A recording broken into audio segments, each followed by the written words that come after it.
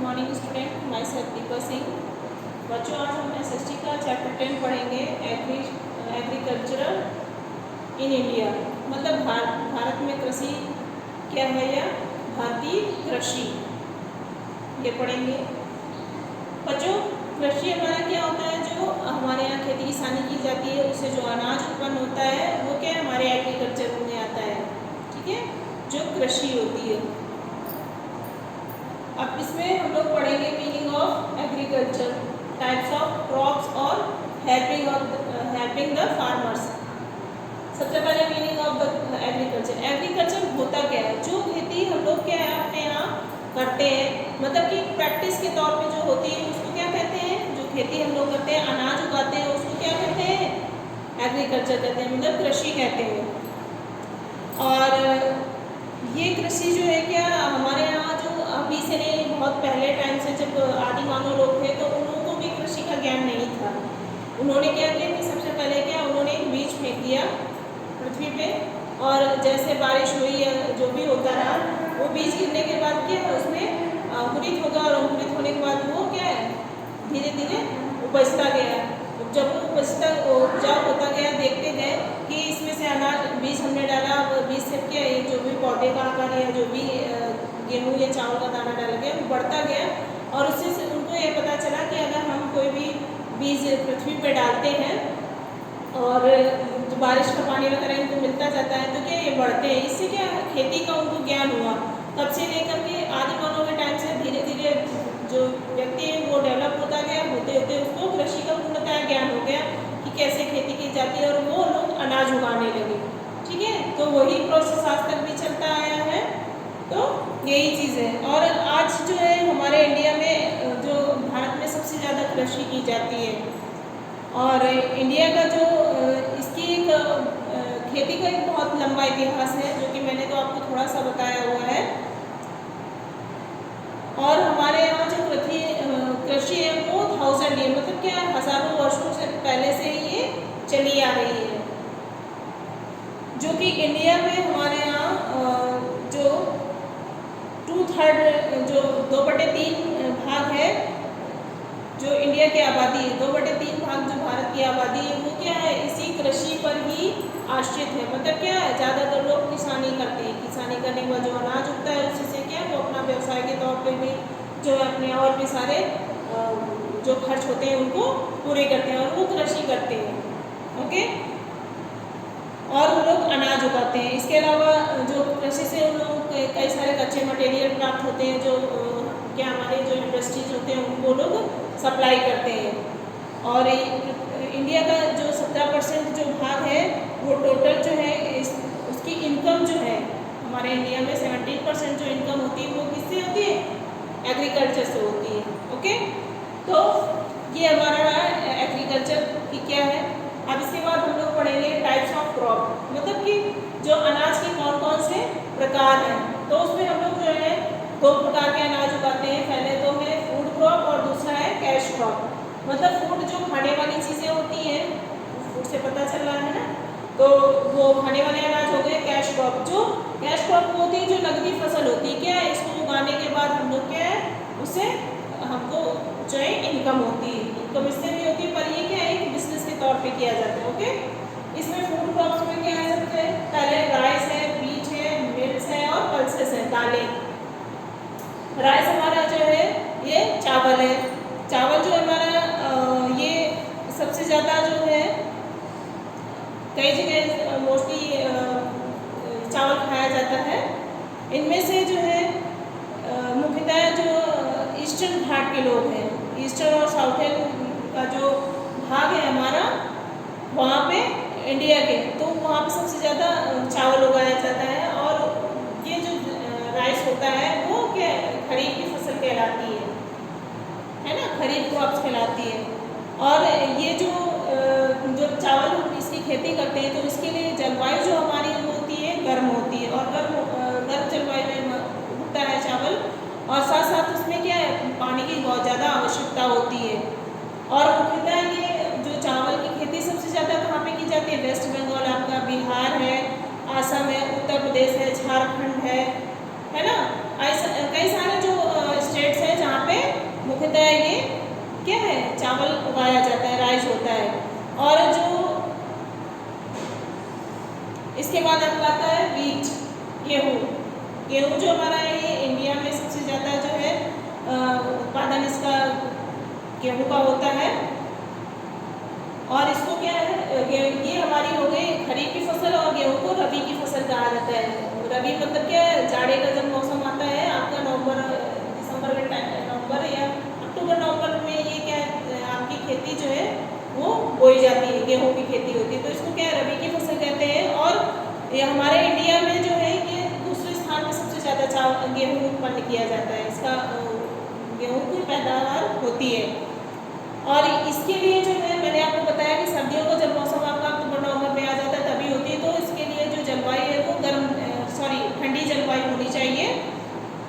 और क्या है मतलब हल्की धूप होनी चाहिए, जिससे ये उपज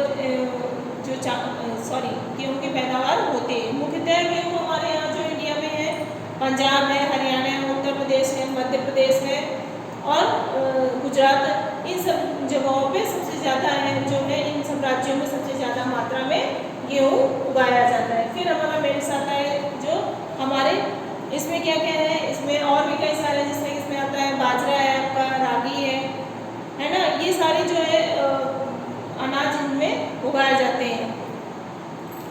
ये राइस और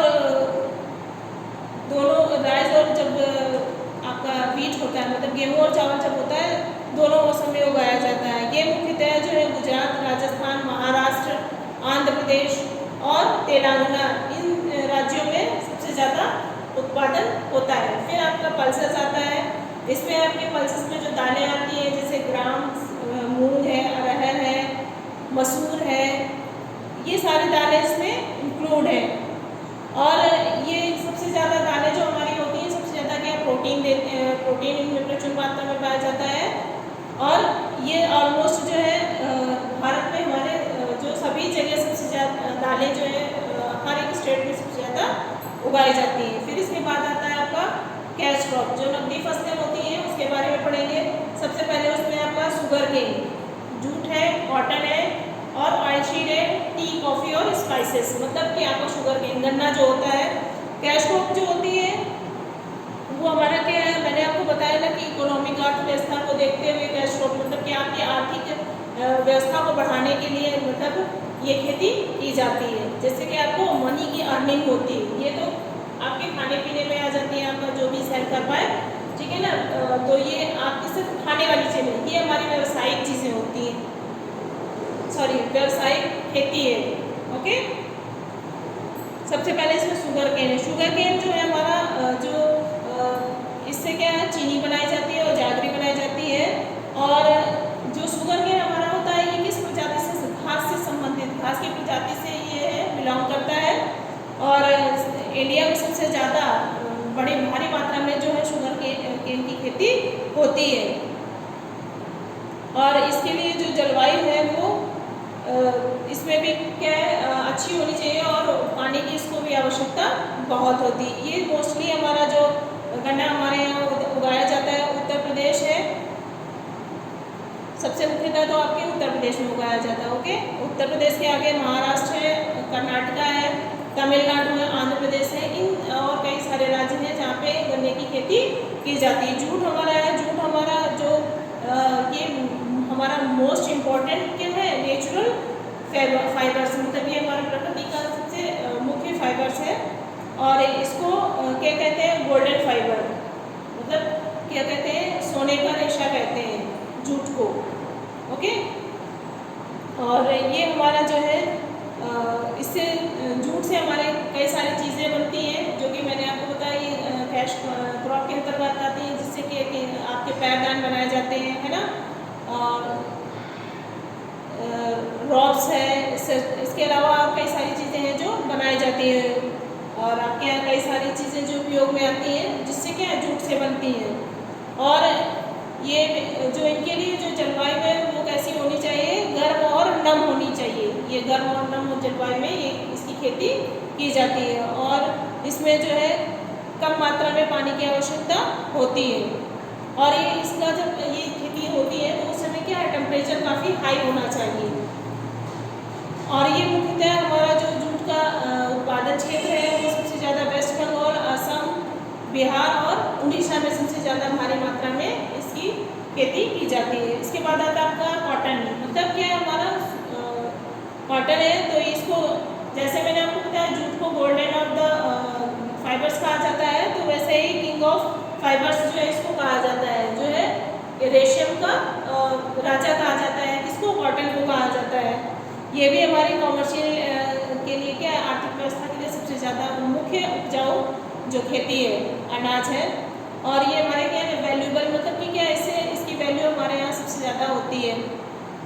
कॉटन मुख्यतः हमारे यहाँ जो किस लिए यूज़ की जाती है भाई, कपड़े बनाने के लिए, सूती वस्त्र जो बनाए जाते हैं तो इसी से बनाए जाते हैं। और ये जो खेती इसकी होती है कॉटन की, वो इसमें ब्लैक सॉइल में होती है, काली मिट्टी में सबसे ज़्यादा होती है। और इनका जो उत्पादन क्षेत्र है वो गुजरात है, महाराष्ट्र है, तमिलनाडु, मध्य प्रदेश, इसके अलावा और कई सारे राज्य हैं जहाँ पे इसकी खेती की जाती है। नेक्स्ट हमारा ऑयल सीड आता है तिलहन। तिलहन संसाधन जो क्रॉप्स है, ये हमारे इसमें मस्टर्ड ऑयल है, आपका ग्राउंड नट है, मूंगफली, जैसे कि आपके सरसों का तेल हो गया और मूंगफली का तेल हो गया, है ना, सीसम और सनफ्लावर, ये सारे जो है हमारे इसमें ऑयल शीट्स में आते हैं जो तिलहन के अंतर्गत आते हैं। ये हमारे यहाँ जो सबसे ज़्यादा भारी मात्रा में की जाती है। और इससे क्या है, ये हमारे यहाँ कुकिंग के लिए यूज़ होता है, तेल भाई सभी भाई खाने पीने के लिए यूज़ किया जाता है। और इसके लिए क्या हमें गर्म जलवायु की आवश्यकता होती है इस खेती के लिए, और जब बारिश होती है तभी ये खेती ग्रो करती है। इसके बाद आता है आपका टी, चाय। चाय हमारा जो है भारत का मेजर जो ये हमारे यहाँ खेती मानी गई है। और इंडिया में हमारे यहाँ सबसे ज़्यादा भारी मात्रा में क्या है, चाय का उत्पादन होता है। और ये क्या है, ये तो पेय पदार्थ है, तो सभी लोगों के यहाँ चाय वगैरह पी जाती है। तो इंडिया में सबसे ज़्यादा भारी मात्रा में इसका उत्पादन किया जाता है। और ये जो चाय के बागान जो हमारे यहाँ मुख्यतः जो कि अब ये पहाड़ी क्षेत्रों में होता है, तो जैसे कि आपका मोस्टली ये उत्पादन इसका होता है आसम, नॉर्थ पार्ट्स जो होता है आपका वेस्ट बंगाल जो उत्तरी बंगाल में है, और नीलगिरी की जो पहाड़ियाँ हैं दक्षिण में, तो वहाँ पे सबसे ज़्यादा क्या है, चाय का उत्पादन होता है। फिर इसके बाद आपका आता है कॉफ़ी। कॉफ़ी हमारा मोस्टली जो है मुख्यतः कहाँ, केरला में है, कर्नाटका में है और तमिलनाडु, इन सब जगहों में सबसे ज़्यादा ये इसकी खेती की जाती है। क्योंकि यहाँ पे जो है जो वेदर वहाँ का होता है, वहाँ पे कैसा है, कोल्ड वेदर होता है, ठंडा मौसम होता है, और रेन जो बारिश है वो भारी मात्रा में होती है, जो कि इस खेती के लिए आवश्यक है। तो इन जगहों पे सबसे ज़्यादा कॉफ़ी का उत्पादन होता है। इसके बाद आपका आता है स्पाइसेस, मसाले जो होते हैं। स्पाइसेस हमारे जो है जिसमें कि आपका पेपर है, चिलीज है, क्लेव है ना, जितने भी मसाले होते हैं वो आपके सबसे ज़्यादा केरला और कर्नाटका में इनका उत्पादन होता है। ओके, इसके बाद आपको बताना चाहेंगे हेल्पिंग द फार्मर्स। अब ये सारे जो भी आपको क्रॉप्स मैंने बताए हैं, फूड क्रॉप्स और कैश क्रॉप, इनमें से हमारे किसानों के लिए कैसे लाभदायक है, तो वो बताना चाहेंगे। इसमें जो हमारा सबसे पहले आपको मैंने जबकि बताया है कि किसानों के लिए जो एग्रीकल्चर है वो बहुत ही अच्छा संसाधन है।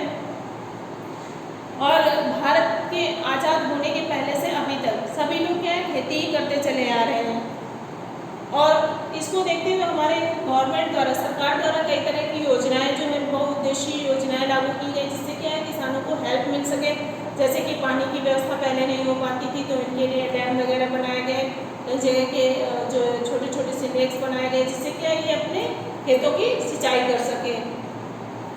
तो इनको फार्मर्स को जो है कई सारे और मॉडर्न खेती कैसे कर सके। जैसे पहले तो लोग क्या है बैल से और उससे जुताई वगैरह जो करनी होती थी, आजकल इतनी सारी मशीनरी आ गई, उन मशीनरी के थ्रू ये लोग अपनी खेतों को क्या है आराम से जुताई भी कर सकते हैं। इसके बाद जब इसकी कटिंग होती है तो वो काट करके और पूरा सब उनकी साफ सफाई भी हो जाती है इनके अनाजों की। तो इस तरह जो भारत सरकार द्वारा कई सारे कदम उठाए गए, जो के लिए हमारे किसानों के लिए काफ़ी हेल्पफुल रहा है और इससे इनको सहायता मिलती है। बच्चों, इस चैप्टर की रीडिंग आप लोग घर पे करेंगे। इससे रिलेटेड अगर आपको कोई भी प्रॉब्लम होती है so please contact your class group. Okay. Okay, thank you.